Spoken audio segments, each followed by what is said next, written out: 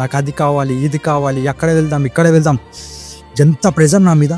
రోజు ఏదో ఒక టాపిక్ మన మధ్యలోకి ఇలాగే లాగి రోజు నాతో గొడవ పడతావు. అసలు నేను ఎందుకు ప్రేమించి పెళ్లి చేసుకున్నా అనిపిస్తుంది. ఓకే, ఇది నీ ప్రాబ్లం. సరే అయితే మనం డివోర్స్కి అప్లై చేద్దాం.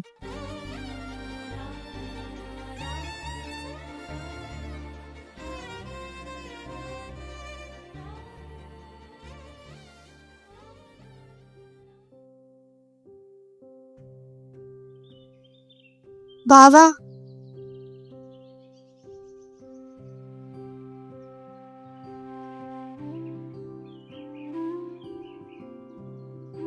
సారీ బావా, అమ్మలా అంటుంటే నేనేం చేయలేకపోయాను.